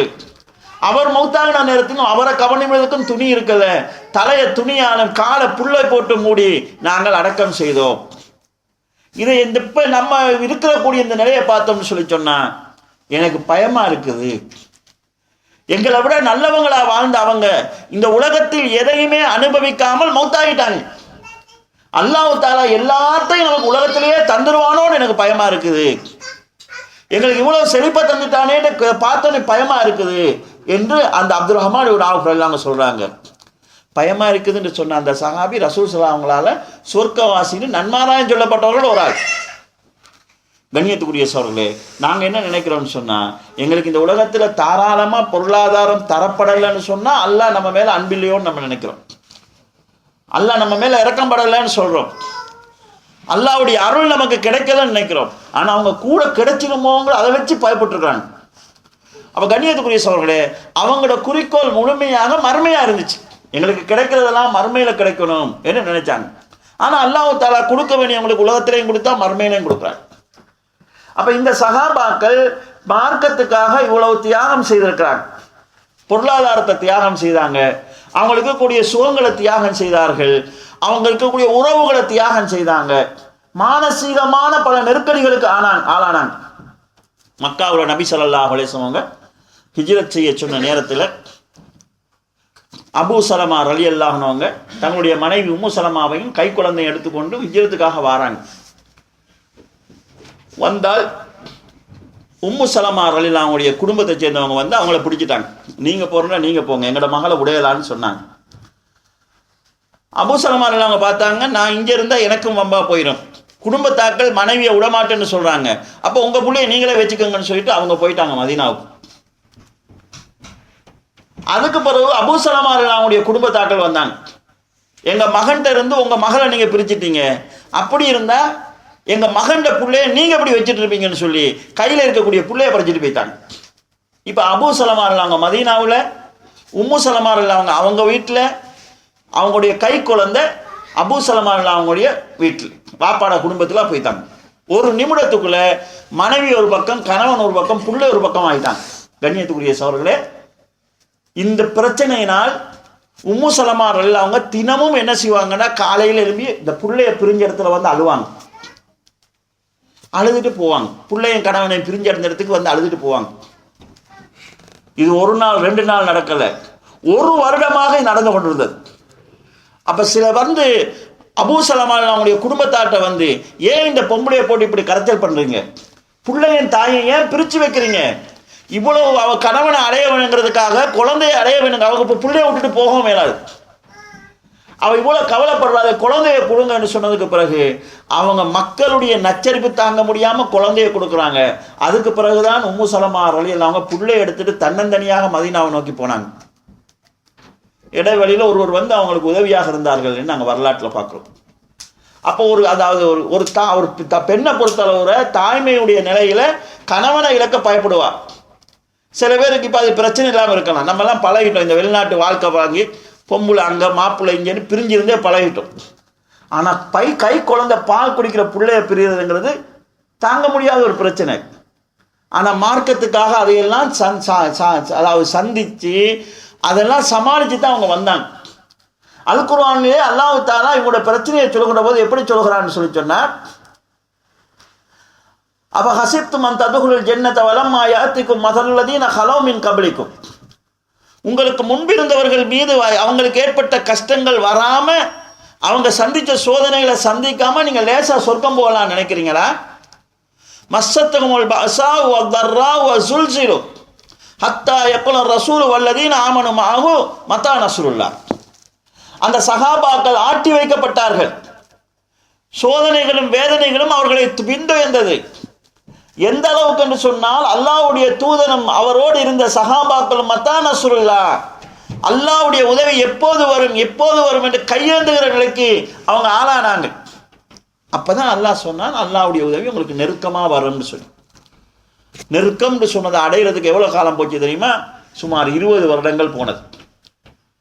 ஒரு நாள் நபி ஸல்லல்லாஹு அலைஹி வஸல்லம் காபாவில் இருக்கிறாங்க. ஒரு சஹாபி அவருடைய மேலெல்லாம் சூடு போடப்பட்டிருக்கிறது. வந்து ரசூலுல்லாஹ் சொன்னாங்க, யா ரசூலல்லாஹ், இப்படி மேலெல்லாம் சூடு போட்டு காய்ச்சிட்டாங்க யா ரசூலல்லாஹ், இவங்களுக்கு எதிராக நீங்க துஆ செய்யக்கூடாதா? என்ன சூடு போட்டவங்களுக்கு எதிராக நீங்க சபிக்க கூடாதா என்று கேட்ட நேரத்தில் ரசூல் ஸல்லல்லாஹு அலைஹி வஸல்லம் சொன்னாங்க, உங்களுக்கு முன்னால் சில சமுதாயங்கள் வாழ்ந்தார்கள், அவருடைய மேலெல்லாம் இரும்பு சீப்புகளால் வாரப்பட்டது. அப்படி வாருகிற போது அவங்களுடைய சதைகள் கிழிக்கப்பட்டு எலும்பின் வெள்ளை வெளியே விளங்கியது. ஆனா அவங்க மார்க்கத்தை விட்டு மாறல. உச்சந்தலையில் வாள் வைக்கப்பட்டு அறுக்கப்பட்டு 2 துண்டுகளாக பிளக்கப்பட்டார்கள். அவங்களோட மார்க்கத்தை விட்டு கொஞ்சம் சருகல. வலாக்கின்னக்கும் தஸ்தாஜிலோன், நீங்க அவசரப்படுறீங்க. அல்லாஹ் இந்த மார்க்கத்தை எப்படி கொண்டு வருவான் தெரியுமா? சன்னாவில் இருந்த ஒரு பெண்மணி தன்னந்தனியாக காபாவுக்கு வருவா. அவ அல்லாஹ்வை தவிர வேறு யாரையும் பயப்படாம தனியா வந்துட்டு போகக்கூடிய அளவுக்கு அல்லாஹ் தஆலா பாதுகாப்பு கொடுப்பான். அப்படியான ஒரு இந்த மார்க்கம் மிகைக்கும். ஆனா நீங்க அவசரப்படுறீங்கன்னு சொன்னாங்க. உடம்பெல்லாம் சூடு போடப்பட்டது நிலையில வந்து கேட்டவருக்கும் ரசூலுல்லாஹ் சொன்னாங்க, நீங்க அவசரப்படுறீங்க, இன்னும் காலம் இருக்குது, நீங்க இன்னும் சந்திக்க வேண்டியதுன்னு சொல்லிருக்காங்க. ஆக கண்ணியத்துக்குரிய சகோதரர்களே, சஹாபாக்களுடைய வரலாறு எடுத்து பார்த்தால் அவங்க செஞ்ச தியாகங்கள் இந்த உலக வரலாற்றில் யாரும் செஞ்சிருக்க மாட்டாங்க. அதனால தான் அல்லாஹு தஆலா அவங்கள பலரை நேரடியாகவே சொர்க்கவாசின்னு சொல்லிட்டாங்க. பொதுவாக குறிப்பாக முஹாஜிர்கள் அன்சார்கள் அவங்க சொர்க்கவாதிகள் அல்லாஹு தஆலா சொல்லியிருக்கிறார். இது லேச விஷயமா? சொர்க்கம்ங்கிறது கிடைக்கிறதுங்க லேசா விஷயமா? நமக்கு சாதாரணமாக யூகேயில் விசா கிடைச்சிட்டாலே, அதாவது அந்த இங்கே இது கிடைச்சிட்டாலே நம்ம அது ஒரு பெரிய சொர்க்கத்துக்கு விசா கிடைச்ச மாதிரி நினச்சிக்கிறோம். இது அல்லாஹ் தஆலாவே வாக்குதான் நேரம் ரசூலுல்லாஹ் பேர் குறித்து இவங்களை சொர்க்கவாதின்னு சொல்லியிருக்கிறாங்க. அப்போ இது சாதாரணமாக அடைஞ்சாங்களா? சொர்க்கம்ங்கிறது உயர்தரமானது, அதை லேசாக அடைய முடியாது. சஹாபாக்களுடைய நிலையை நம்ம எடுத்து பார்த்தோம்னு சொல்லிச்சோன்னா, இபாதத்தில் ஆர்வம் காட்டியிருக்கிறாங்க. அவங்களுடைய இபாதத்தை பார்க்குறவங்க அந்நியங்க எப்படி சொன்னாங்கன்னு சொல்லிச்சோன்னா, பகலில் பார்த்தா துறவிகள் போட்டு வணங்கிட்டு இருக்கிறாங்க, இரவையில் பார்த்தா துறவிகள் போட்டு வணங்கிட்டு இருக்கிறாங்க, பகலில் பார்த்தா போர் வீரர்களை போல ஒரு இராணுவத்தை போல இவங்க செயல்படுறாங்க என்று சொல்லக்கூடிய நிலை அவங்கள்ட்ட இருந்துச்சு. வணக்க வழிபாடுகள் அவங்க சில நேரங்களில் கொஞ்சம் கூட ஆர்வம் காட்டுகிற போது ரசூலுல்லாஹ் குறைச்சிருக்கிறாங்க. ஏன்னா இந்த மார்க்கத்துடைய அடிப்படை ஒரு சைட்டுக்கு இழுபட்டு போகக்கூடாது. நீங்கள் உலகத்துக்கு செய்ய வேண்டிய கடமையும் செய்யணும், ஆயிரத்துக்கு செய்ய வேண்டியதையும் செய்யணும். உழைக்கவும் இபாதத் செய்யணும். உழைப்பதை நம்ம இபாதத்தாக மாற்றிக்கொள்ளலாம். அதுக்கான வழிகள் நம்ம ஹலாலான முறையில் உழைக்கிறோம்னு சொல்லி சொன்னால் அதுவும் இபாதத்தான். ஒரு நாள் நபி ஸல்லல்லாஹு அலைஹி வஸல்லம் சஹாபாக்கள் போருக்கு போய் கொண்டிருக்கிறாங்க. ஒரு வாட்டசாட்டமான ஒரு இளைஞர் போய் கொண்டிருக்கிறார். அப்போ சஹாபாக்கள் பேசிக்கிறாங்க, இவர் மட்டும் போருக்கு வந்தால் எப்படி இருக்கும், பீசபியில் இவர் வந்தால் நல்லா இருக்குமே என்று பேசிக்கிறாங்க. அப்போ ரசூல் ஸல்லல்லாஹு அலைஹி வஸல்லம் சொன்னாங்க, அந்த இளைஞன் ஹலாலா உழைச்சி தன் மனைவி மக்களுக்கு ஹலாலான உணவை கொடுக்கன்றதுக்காக போய் கொண்டிருந்தா அவனும் பீசபியில் தான் இருக்கிறான். தன் தாய் தந்தைக்குரிய கடமையை செய்ய வேண்டும் என்கிறதுக்காக அவன் வெளிக்கிளம்பி போனால் அவனும் பீசபியில தான் இருக்கிறான் என்ன அந்த சஹாபாக்கள் சொன்னாங்க. அதுக்காக நம்ம உழைப்பு மட்டும்தான் பீசபில், தீனுக்குரிய எதுவுமே இல்லைங்கிறது கிடையாது. இதையும் செய்யணும். அதை அந்த சஹாபாக்களுடைய பார்வையை சொல்றதுக்காக நபி ஸல்லல்லாஹு அலைஹி வஸல்லம் அப்படி சொன்னாங்க. அப்போ கண்ணியத்துக்குரிய சகோதரர்களே, இந்த சஹாபாக்களுடைய இந்த வாழ்க்கை வரலாறு நம்ம பார்த்தோம்னு சொல்லி சொன்னால் சில விஷயங்கள் நம்ம புரிஞ்சுக்கொள்ளலாம். ஒன்று என்னன்னு கேட்டால், மோசமான நிலையில் இருந்த அவங்கள குர்ஆன் தான் மாத்துச்சு. அந்த குர்ஆன் தான் நம்மகிட்ட இருக்குது. அந்த குர்ஆனோடு நம்ம நெருக்கத்தை உருவாக்கி கொண்டால் அல்லாஹ் தஆலா எங்களுடைய மாற்றத்தை உண்டு பண்ணுவான். அல் குர்ஆன் அல்லாஹ் தஆலா சொல்கிறான், வஅதஸிமு பிஹப்லில்லாஹி ஜமீஅன் வலா தஃபர்ரகு, அல்லாஹ்வுடைய கயிற்றை நீங்கள் பலமாக பற்றி பிடியுங்கள், உங்களுக்கு மத்தியில் பிரிந்து விடாதீர்கள் என்று அல்லாஹ் தஆலா சொல்கிறார். அல்லாஹ்வுடைய கயிறுண்டா என்ன என்பதை நபி ஸல்லல்லாஹு அலைஹி வஸல்லம் சொல்றாங்க. அல் குர்ஆன் ஹபுலுல்லாஹ், குர்ஆன் என்பது அல்லாஹ்வுடைய கயிறு. அது யமுத்து மின ஸமாஇலல் அர்ள், வானத்திலிருந்து பூமிக்கு போடப்பட்டிருக்கக்கூடிய அல்லாஹ்வுடைய கயிறு. யார் அதை பிடிச்சு கொள்றானோ அவனுக்கும் அல்லாஹ்வுக்கும் இடையில தொடர்பு இருக்குது. யார் அதை பிடிக்கலையோ அவனுக்கும் அல்லாஹ்வுக்கு இடையில தொடர்பு கிடையாது. அப்போ இந்த குர்ஆனோடு நாம் ஒரு நெருக்கத்தை உருவாக்கிக்கொள்ளணும். குர்ஆன் ரொம்ப தூரமானது கிடையாது, எங்களுக்காக அல்லாஹ் அருளியது தான். அந்த உறவை நம்ம ஏற்படுத்திக் கொள்ளணும். இந்த நம்ம தொழில் செய்கிற நேரத்தில் குர்ஆனை கொஞ்சம் ஓதுறதுக்கு, குர்ஆனுடைய மொழிபெயர்ப்புகளை படிக்கிறதுக்கு, குர்ஆனை பற்றிய போதனைகள் நடந்தால் அதில் நம்ம கலந்து கொள்றதுக்கு நம்ம நேரத்தை ஒதுக்கணும். நம்ம நினைக்கலாம் இங்கே நம்ம பிஸியான ஒரு லைஃப்பில் இருக்கிறோம்னு சொல்லி. என்ன பிஸியாக இருந்தாலும் நம்ம அதாவது உழைக்கிறது, சாப்பிட்றதுக்கு, உடுக்கிறதுக்கு எங்கள் வாழ்க்கை தேவைக்காக உழைக்கிறோம். இந்த உழைப்பை விட நம்ம நாளை மறுமைக்கான உழைப்பிலையும் நம்ம கவனம் செலுத்த வேண்டியிருக்குது. அதாவது மறுமைக்கான உழைப்பிலையும் நம்ம கவனம் செலுத்த வேண்டியிருக்கு. எனவே நம்ம அந்த யோசனை இருக்கணும். நீங்கள் நினைக்கலாம் மனைவி மக்களுக்காகத்தான் நாங்கள் உழைக்கிறோம். இந்த மனைவியோ மக்களும் நாளை மறுமையில் வந்து ஹெல்ப் பண்ண மாட்டாங்க. இவங்களுக்கு நம்ம அடிப்படையாக செய்ய வேண்டிய கடமையை செய்யணும். அவங்களுக்குரிய கடமையை செய்கிறதுக்காக அல்லாஹ்வுக்குரிய கடமையிலேருந்து நம்ம ஒதுங்கிடக்கூடாது. ஏனென்றால் எந்த பிள்ளைக்காக 24 மணி நேரம் நீங்கள் உழைக்கிறீங்களோ அந்த பிள்ளை வந்து மறுமையில் உங்களுக்கு ஹெல்ப் பண்ணாது. எந்த மனைவிக்காக நீங்கள் 24 மணி நேரம் உழைக்கணும்னு நினைக்கிறீங்களோ அந்த மனைவியும் நாளை மறுமையில் வந்து உங்களுக்கு உதவி செய்ய மாட்டாங்க. அல்லாஹ் தஆலா சொல்கிறான், லா யன்ஃபஉ மாலும் வலா பனூன். செல்வமும் உங்களுக்கு அங்கே வந்து ஹெல்ப்பாக இருக்காது, உங்கள் பிள்ளைகளும் உங்களுக்கு வந்து ஹெல்ப்பாக இருக்க மாட்டாங்க. இல்லா மன் அத்தல்லாஹ பி கல்பின் சலீம். தூய்மையான உள்ளத்தோடு யார் அல்லாஹ்வை சந்திக்கிறானோ அவனுக்கு தான் மர்ம வெற்றி அளிக்கும். நாளை மர்மையில் யௌம யஃபிர்ருல் மர்உ மின் அஹீஹி வ உம்மிஹி வ அபீஹி வ ஸாஹிபத்திஹி வ பனீ. அந்த நாளில் ஒருவனை விட்டு அவனுடைய பெற்றோர்கள் விரண்டோடுவாங்க, பிள்ளைகள் விரண்டோடுவாங்க, கணவனை விட்டு மனைவி, மனைவி விட்டு கணவன் விரண்டோடுவாங்க. உலகத்தில் வேண்டாம் சொல்லிக்குவாங்க, நீங்கள் இல்லாமல் நாங்கள் இல்லை, நாங்கள் எங்கே இருந்தாலும் நீங்கள் இருக்கிற இடம் தான் நமக்கு சொர்க்கம்லாம் சொல்லுவாங்க. அதெல்லாம் மறுமை அந்த உறவுகள் எல்லாம் அறுந்து போயிடும். அப்போ நாங்கள் என்ன செய்யணும்னு சொல்லி சொன்னால், எங்கே நம்ம புள்ள ஊட்டிக்காகன்னு சொல்லி நாளை மறுமையில் நம்மளோட வாழ்க்கையை வீணாக்கிடக்கூடாது. எனவே மறுமைக்கான தேடல்களை நமக்கு நேரத்தை செலவழிக்க வேண்டியிருக்கு. அதுக்குன்னு சில நேரங்கள் நம்ம செலவழிக்கணும். அப்படி நம்ம நேரத்தை செலவழிக்கிற போது செய்தா என்ன செய்வான்டா, பெருசாக காட்டுவான். குர்ஆன் ஓதுறதுக்கா டைம் இருக்குதா, நம்ம எவ்வளோ பிஸியாக இருக்கிறோம்னு சொல்லி சொல்லுவாங்க. கண்ணியத்துக்குரிய சோழர்களே, யாருக்கும் பிஸி ஒரு பிரச்சனை இல்லை, நாங்களாம் அப்படி நினச்சிக்கிறோம். பிஸியாக இருக்குதுன்னு சொல்லி நம்ம யாராவது டாய்லெட்டுக்கு போகாமல் இருக்கிறோமா? நம்ம பிஸியாக இருக்குதுன்னு சொல்லி சாப்பிடாமல் இருக்கிறோமா? தூங்காமல் இருக்கிறோமா? இதெல்லாம் நம்ம அடிப்படையாக செஞ்சுட்டு தான் இருக்கிறோம். அப்போ சில பேருக்கு தொழுகிறதுக்கு பிஸியாக இருக்குது, சில பேருக்கு ஓதுறது பிஸியாக இருக்குது. அப்போ இது நாங்கள் செய்தா வந்து எங்களை தவறாக வழி நடத்துகிறார். குர்ஆன் ஒரு பக்கம் ஓதுறது நமக்கு கஷ்டமாக இருக்குது, டைம் இல்லைன்னு சொல்கிறோம். ஆனால் ஃபேஸ்புக்கில் டைமே தெரியாமல் நம்ம போயிட்டு இருக்கிறோம். நமக்கு வரக்கூடிய இந்த வெப்சைட்டில் நேரத்தை ஒதுக்குறோம், நண்பர்களோடு சேர்ந்து அரட்டை அடிக்கிறதுக்கு நேரம் ஒதுக்குறோம். நம்ம ஒதுக்காட்டியும் தானாக எங்களை அறியாமலே நமக்கு டைம்கள் அப்படி போகுது. அப்போ அப்படி இருக்கும்போது நம்ம ஏன் ஒரு 5 நிமிஷத்தை 10 நிமிஷத்தை குர்ஆனை படிக்கிறதுக்கு, குர்ஆனை ஓதுறதுக்கு நம்ம செலவழிக்க முடியாது நம்ம ஏன் சொல்லுகிறோம்? நம்ம ஒதுக்கி கொள்ள வேண்டிய தேவை இருக்குது. அடுத்ததாக கண்ணியத்துக்குரிய சகோதரர்களே, இந்த குர்ஆனுடைய சுன்னாவினுடைய போதனை தான் நாளை மறுமையில் நமக்கு வெற்றிகள். அப்போ அதை நம்ம இந்த குர்ஆனையும் சுன்னாவையும் படிக்கிற விஷயத்தில் இந்த உலகத்தில் நம்ம ஏதாவது ஒரு அமைப்பில் இருக்கலாம், பிரச்சனை இல்லை. ஏன்னா ஏதோ ஒரு அயன்றதுக்காக இப்போ நம்ம இங்கே ஸ்ரீலங்கா மக்கள்லாம் ஒன்று சேர்ந்தால் தான் தமிழில் ஏதாவது பயான் செய்யலாம், ஒன்று சேர்ந்துருக்கிறோம். இது எங்களுடைய அர்த்தம் தமிழ் மொழி தான் உலகத்தில் சிறந்த மொழிங்கிறதுக்காக அல்ல. எங்களுக்கு விளங்குற மொழி தாய்மொழியாக இருக்குது, அதனால் நம்ம சேர்ந்துட்டுருக்குறோம். நம்ம இருக்கிற இடத்துல தௌவா செய்யக்கூடிய ஏதாவது ஒரு அமைப்பில் நம்ம சேர்ந்துட்டுருக்கலாம். அமைப்பில் சேர்றது மார்க்கத்துக்காக, அமைப்புக்காக மார்க்கம் கிடையாது, மார்க்கத்துக்காக அமைப்பு. எனவே எந்த அமைப்புக்காகவும் குர்ஆனுடைய ஒரு விஷயத்தையோ ஹதீஸில் ஒரு விஷயத்தையோ நம்ம உதாசீனம் பண்ணிடக்கூடாது. இதில் நம்ம கவனமாக இருக்கணும். ஏன்னு சொல்லி சொன்னால், நாளை மறுமையில் வந்து நம்மகிட்ட கேட்கப்படக்கூடிய கேள்வி, கபூரில் வந்து கேட்கப்படக்கூடிய கேள்வி, உனது ரப்பு யாரு, உனக்கு அருளப்பட்ட தூதர் யாருன்னு கேட்கப்படுமே தவிர நீங்கள் எந்த ஜமாத்தில் இருந்தீங்கன்னு கேட்கப்படாது. அதுக்கு பொயின்ஸும் கிடையாது, அதுக்கு இந்த அதாவது புள்ளிகள் வெட்டப்படுறதும் கிடையாது. நம்ம அல்லாஹ்வை ரப்பா ஏற்றுக்கொண்டிருந்தோம், ரசூல் ஸல்லல்லாஹு அவங்கள தான் முழுமையாக தூதராக ஏற்றுக்கொண்டிருந்தோம் என்கிறதுக்கு பதில் கிடைக்குமாக இருந்தால் அதுதான் வெற்றிக்கு வழி. எனவே நாங்கள் எந்த அமைப்பை சார்ந்திருந்தாலும் பிரச்சனை இல்லை. அமைப்புக்காக குர்ஆனுடைய ஒரு வசனத்தையோ ரசூல் ஸல்லல்லாஹு சுன்னாவுடைய ஏதாவது ஒரு விஷயத்தையோ புறக்கணிக்கக்கூடிய ஒரு நிலை நம்மகிட்ட வந்துடக்கூடாது. இப்படி வந்துச்சுன்னு சொல்லி சொன்னால் நாளை மறுமையிலாவது எங்களுக்கு நஷ்டமாகலாம். சாதாரணமாக பாருங்கள், இப்னு உமர் அவங்க ஒரு முறை சொல்கிறாங்க, பெண்கள் பள்ளிக்கு செல்ல அனுமதி கேட்டால் அனுமதி கொடுங்கன்னு ரசூல் ஸல்லல்லாஹு அலைஹி சொன்னாங்க. பள்ளிக்கு பெண்கள் வாரது ரசூல் ஆர்வப்படுத்தலை, போகலான்னு அனுமதிச்சாங்க. அவங்க வீட்டில் தொழுவது தான் சிறந்ததுன்னு சொன்னாங்க. அப்படி ஒன்றும் சாதாரண ஒரு விஷயம்தான். அப்போ இப்னு மல்லாவுடைய மகன் அவரோட பேர் பிலால், அவர் சொல்கிறாரு நான் தான் அனுமதிக்க மாட்டேன்னு சொல்கிறார். இப்னு மல்லாம் அவரோட நெஞ்சில் பலமாக அடித்து சொல்கிறாரு, அல்லாஹ்வுடைய தூதர் சொல்கிறார் என்று நான் சொல்கிற போது நீ உன்னோட சொந்த கருத்தை சொல்றியா, இதுக்கு பிறகு நான் உன்னோட பேச மாட்டேன் என்று சொல்கிறாரு. ஹதீஸ்களில் நாங்கள் பார்க்குறோம் பேசாமலே மௌத்தாகினான் வருகிறது.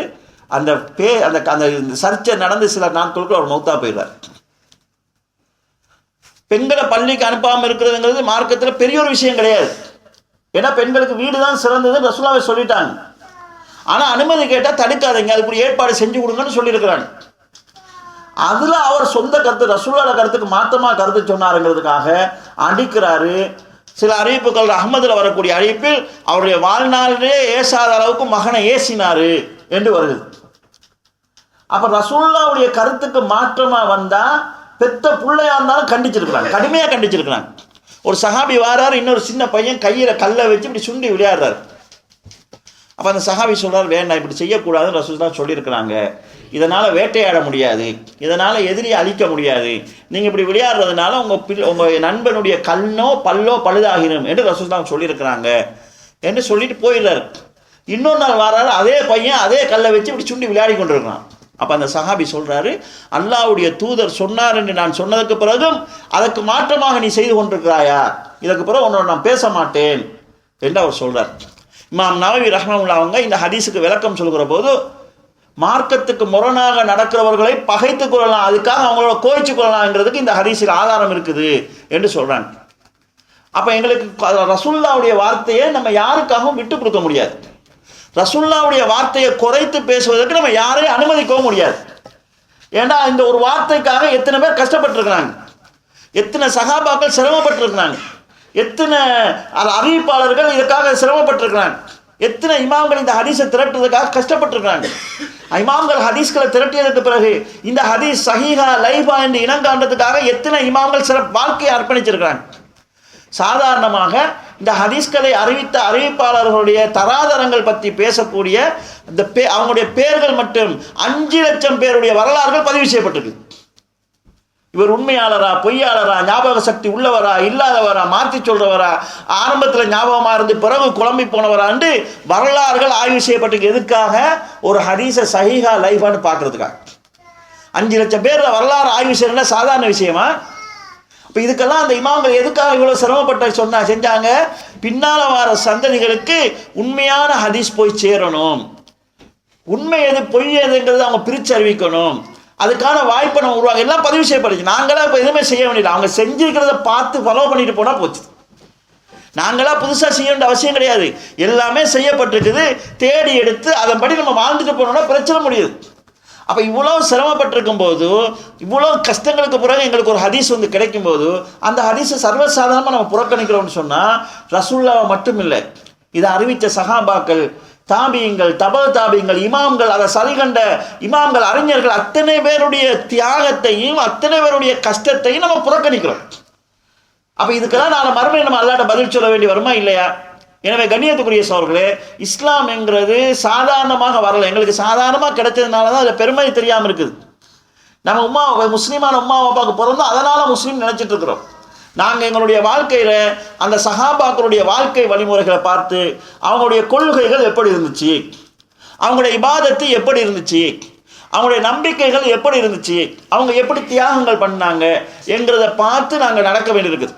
இறுதியாக கண்ணியத்துக்குரிய சகோதரர்களே, நபி ஸல்லல்லாஹு அலைஹி வஸல்லம் அவர்கள் இந்த உம்மத்து 73ஆக பிரியும், 72 கூட்டம் நரகம் போகும், ஒரே ஒரு கூட்டம் சொர்க்கம் போகும்னு சொன்னாங்க. அது யார் என்று சொல்லுகிற போது மா அன அலைஹி வ அஸ்ஹாபி, நானும் எனது தோழர்களும் எந்த வழியில் இருக்கிறோமோ அந்த வழியில் இருக்கிறவங்க தான் அந்த சொர்க்கம் போகிற கூட்டம்னு சொன்னாங்க. இப்படி ரசூல் ஸல்லல்லாஹு அலைஹி வஸல்லம் சொன்னதுக்கு பிறகு சஹாபாக்கள் எந்த வழியில் இருந்தாங்கங்கிறத அறியாமல் நம்ம சொர்க்கம் போகலாமா? ரூட் இதுதான் சொல்லிட்டாங்க. நான் எப்படி இருந்தேனோ எனது தோழர்கள் எப்படி இருந்தாங்களோ அந்த வழியில் இருங்க. அப்போ சஹாபாக்களுடைய ஈமான் எப்படி இருந்துச்சு, அவங்க என்ன மாதிரி நம்பிக்கை வச்சுருந்தாங்க, சஹாபாக்களுடைய இபாதத்து வழிமுறை எப்படி இருந்துச்சு, அவங்க குர்ஆனை எப்படி புரிஞ்சு கொண்டாங்க, ஹதீஸை எப்படி புரிஞ்சு கொண்டாங்க, எந்த ரூட்டில் அவங்க போனாங்க, இபாதத்துன்னு அவங்க எதை எதை செஞ்சாங்க, இதெல்லாம் நம்ம அறிஞ்சு அவங்களோட வழியில் போக வேண்டியிருக்குது. எனவே கண்ணியத்துக்குரிய சகோதரர்களே, இதுதான் வெற்றிக்கான ஒரு வழியாக இருக்கும். இந்த அடிப்படையில் சஹாபாக்கள் பற்றிய அறிவை நம்ம கூட்டிக் கொள்ளணும், அவங்களுடைய தியாகங்கள் பற்றிய நம்ம அறிவை உருவாக்கி கொள்ள வேண்டும். அவங்க எந்த ரூட்டில் இருந்தாங்கங்கிறத புரிஞ்சு கொண்டு இன்றைக்கு குர்ஆன் ஹதீஸை பேரை சொல்லியே மக்களை வழிகெடுக்கக்கூடிய ஏராளமான சூழ்நிலைகள் இருக்குது. இன்றைக்கு இந்த சஹாபாக்களையே காபிர் என்று சொல்லக்கூடிய ஒரு கூட்டம் இலங்கையில் வளர்ந்துட்டு இருக்கிறாங்க, பிரச்சாரம் பண்ணிட்டு இருக்கிறாங்க. அதுக்கு எங்களுடைய இளம் சமுதாயத்தை சேர்ந்த பலர் பலியாகி கொண்டு போகக்கூடிய சூழ்நிலை நாம் பார்க்குறோம். எனவே இந்த இந்த சரியான அந்த வழிமுறையை அறிஞ்சு பின்பற்றி வாழ வேண்டும் என்ற ஒரு ஆர்வத்தை நம்ம உருவாக்கி கொள்ளணும். நாளை மறுமையில் என்னுடைய கபருடைய வாழ்க்கை, என்னுடைய மறுமையினுடைய அதாவது மஹ்சருடைய வாழ்க்கை, என்னுடைய அந்த அதாவது அதாவது சொர்க்கம் என்கிற அந்த வாழ்க்கைக்கு பாதிப்பு வந்துவிடக்கூடாது என்கிற கவனத்தை கொண்டு நாங்கள் நடக்க முயற்சி செய்ய வேண்டும். அதே நேரத்தில் அல்லாஹ்விடத்தில் ஹிதாயத்துக்காக நாங்கள் துஆ செய்யணும். எங்களோட ஹிதாயத்துக்காகவும் எங்களோடு இருக்கக்கூடியவங்க ஹிதாயத்துக்காக நாங்கள் முயற்சி செய்வோம். நாங்கள் முயற்சி செய்தால் நிச்சயமாக அல்லாஹு தாலா எங்களை சரியான ஒரு வழியில் நடத்துவான்.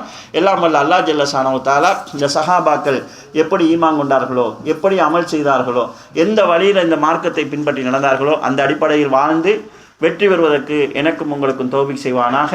வாஹிர் தௌவானா அல்ஹம்துலில்லாஹி ரப்பில் ஆலமீன். அஸ்ஸலாமு அலைக்கும் வரஹ்மத்துல்லாஹி வபரகாத்துஹு.